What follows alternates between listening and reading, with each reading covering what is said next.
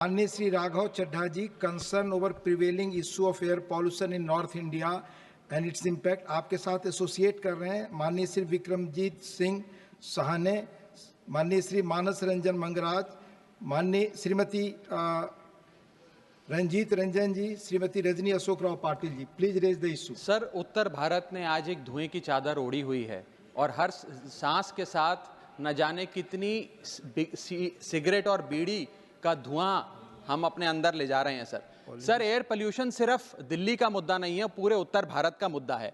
Pollution तो सरहद समझता नहीं सर, और आज दिल्ली से कहीं ज्यादा वायु प्रदूषण भागलपुर, मुजफ्फरनगर, नोएडा, हापुड़, विदिशा, भिवानी, भिवाड़ी, आगरा, फरीदाबाद जैसे इलाकों में है।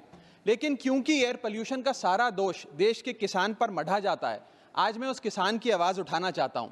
आईआईटी की एक स्टडी बताती है सर कि स्टबल बर्निंग एक कारण है एयर पोल्यूशन का, इकलौता कारण नहीं है।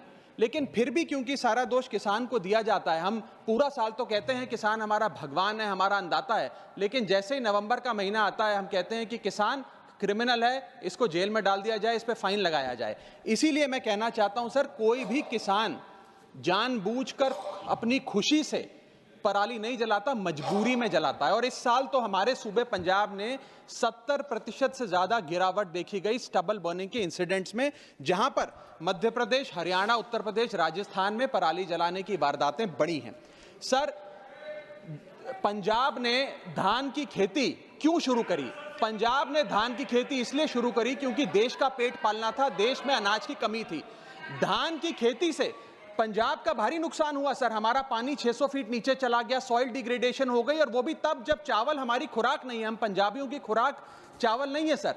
और धान की फसल कटने के बाद जो पराली बचती है, उस पराली को साफ करने के लिए किसान के पास मात्र 10 से 12 दिन होते हैं, क्योंकि अगली फसल बीजनी होती है। अगर 10 से 12 दिन में इस पराली को साफ ना किया जाए तो जो अगली फसल है उसकी यील्ड गिर जाती है। इसीलिए किसान को मजबूरन पराली जलानी पड़ती है।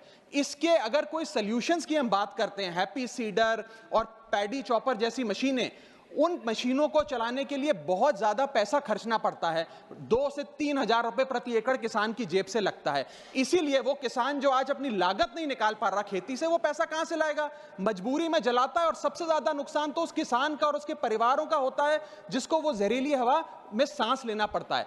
मैं एक समाधान लाया हूं सर, अगर आज हम एक शॉर्ट टर्म सोल्यूशन पंजाब के किसान को या और हरियाणा के किसान को भी 2500 रुपए प्रति एकड़ देते हैं इस पराली से निजात पाने के लिए, तो पंजाब का एक भी किसान पराली नहीं जलाएगा।